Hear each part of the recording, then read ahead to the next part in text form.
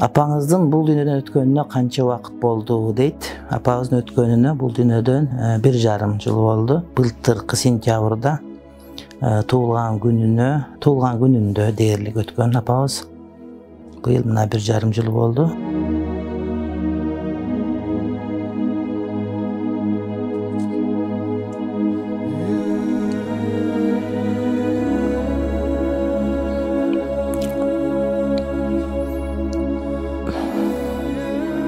Qaysi temada ko'proq сүйлөшчүлөрүңүз дейт.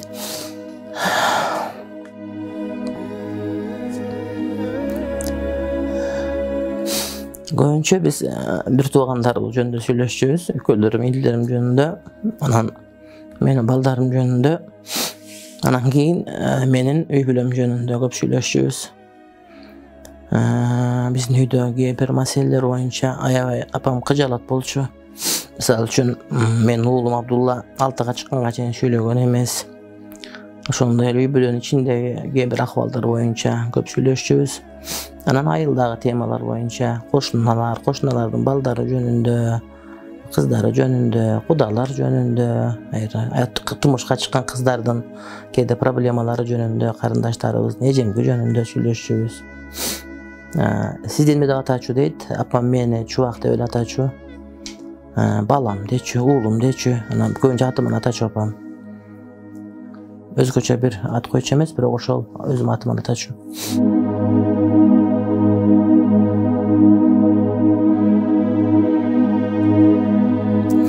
Siz apаңызды сагындыңыз, азыр жаныңызда болсо, эмне деп атар элеңиз дейт.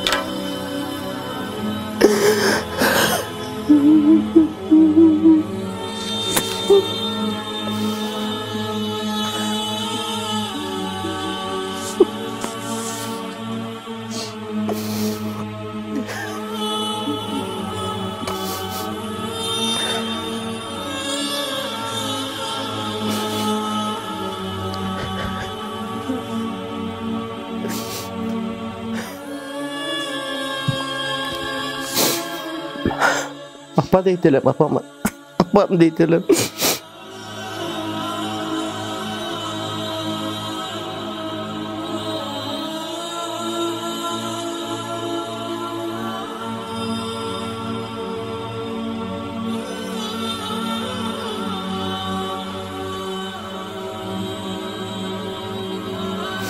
Apa, bu siz üçün kim degen sorarken, apa, bu biz üçün daim erkeley turgan yer.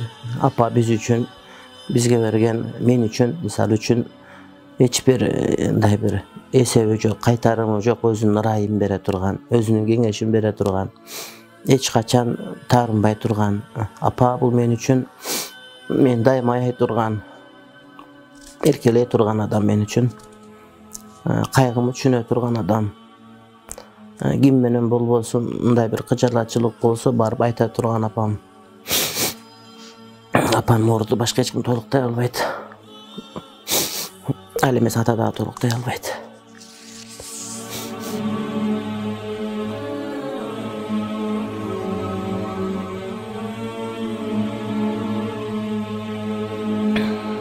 Apаңыздын kayсы sözün көп esteysiz deyt. Apаңыздын kayсы sözün көп esteybiz. Жакшысыңбы деген сөзүн көп эстейм. Жакшысыңбы деп сурайт эле. Ана айрыкча могу кезиске көп чыкканда, интернеттен көп чыгып, ана массалык маалымат каражаттарын аргандай taypalar, tengirçiler mындай bir tiyişip süйлöp жазган учурda апам аябай кыжалат болот. Акыркы жолу ушул менин дипломум мындай bir сатып алган деп айткан экен bir чиновник. Мындай bir жалаа бул. Анан ошону угуп аябай кыжалат болгон. Дана ошо кандайсың, жакшысыңбы деп айтат болчу эле. Ошону көп эстейм.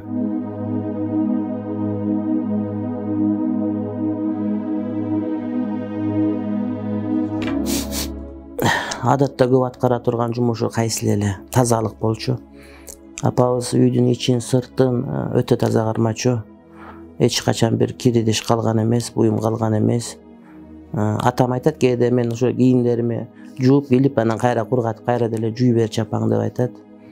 Анан майылда жанагыдай чырак болчу илгери, свет көп өчүп калганда, ошондо ошол чырактын ишеле таптакыр кара турганын көргөн эмесмин. Дайыма жууп тазалап, арчып анан үстүнөн гезиттен жанагыдай шапке кылып кийгизип койчу. Анан биздин мешибиз от жаккан меш үйдүн ичинде эч качан кир болгонун көргөн эмесмин. Ошон үчүн менде мындай бир өтө тазалыкка көнүп алгандан кээде ыпласыраак, ичине булганчыраак жер болгондо адат табылып калган жийиркене турган. Апабыз эң көп адат ушул, көп тазалык кылат эле. Эч бир бошо турганын көргөн эмес. Ал эмес бир жолу ооруп калса мага өңгөрүңө эмне үчүн апам мындай ооруп атат, апам ооруйт деп ойлогон эмесмин. Дайыма кыймылдап жүрчү. Анан дагы эң аткарган жумушу апабыз өтө жакшы көрчү, урматтачу, сүйчү. Жана атабыз канчалык мындай бир адам катары, эркек катары кемчилик кетирбесин, башка болбосун, атаң деген сөздү көп айтчу. Атаң деген сөздү көп айтчу да үйдө. Атабыз биринчи орунда турчу дайыма. Апакеңиздин алдында кандай жумушту аткарам деп, бирок аткара албай өкүнүп калгансыз дейт. Бул менин өмүрлүк арманым, түбөлүк арманым ушундай. Мен апам үйүмө алып келип, үйүмдө мындай бир баккым келчү кадимкидей. Эртең менен туруп тамак аш даярдап берип, анан каалаган алып берип, ошондой күндөргө жакшы жетпей калдым. Колуман келиши аракет кылдым, бирок мен ушул билбейм, менин арманым ушул. Дайым апам эстегенде ошол кылматын кыла албай калдым. Өзүм бага албай калдым. Балки мен уулу катары мындан дагы бир жакшы кызмат кылсам, мен үй бүлө менен апабызды урматтап, сыйлап, үйүбүздүн төрүндө көркү болуп отурса деген менин эң чоң арманым бар бул менин. Ал эмес кээде ушул суроону өзүмчө ойлонгондо кадимкидей жанагыдай жүрөгүм ооруп, анан жатып, анан укол алганга мажбур болом мен. Билбейм, бул өкүнүч кетпей турган өкүнүч балким.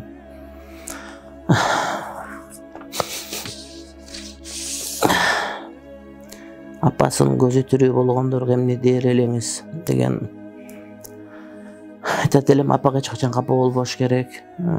Апанын бар аманат, ал кишинин бар экендиги, адамдын мындай бир өзүнүн бактылуу экенин адам эч качан билбейт. Ал жоготкондо гана билет да. Апанын кадырын апасын жоготкондор билет. Ошон үчүн эч убакыт каяш айтпагыла дейт элем. Колдон келишинче апага кызмат кылыш керек, апанын атилин алыш керек. Апабыз инсан, пенде. Ал кемчилик келтирет, ал дагы кетирет. Бирок ал апа. Ошондуктан мен айтат элем, апалар дайыма тезде телефон чалып туруш керек. Колдон келген азыраак нерсе менен да сүйүнүп туруш керек. Анткени апалар бизден көп нерсе талап кылбайт да. Кээде биз аялдарыбызга, балдарыбызга бөлгөн каражаттан, бөлгөн көңүлдөн дагы андан 10 эсе аз нерсе болсо дагы, бирок көңүл бөлө турган болсо, апалар кадимкидей алар сүйүнөт. Бизди апабыз эч ким аябайт, башка бир туугандар, башка досторубуз.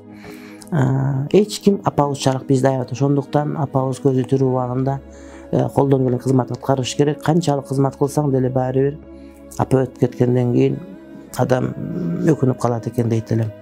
Апасы барлар бактылуу адамдар. Рахмат, Аллах разы болсун. Бисмиллахир-рахманир-рахим. Окулган аяттардан, айтылган маселе сөздөрдөн пайда болгон сооптордун баардыгын өтүп кеткен мархум апаларыбыздын баардыгына багыштадык. Кудай таалам апаларыбызды бейиштен орун берсин.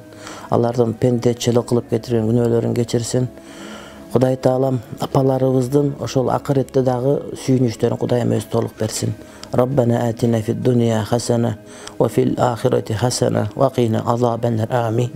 Bir rahmetik erhamer rahim.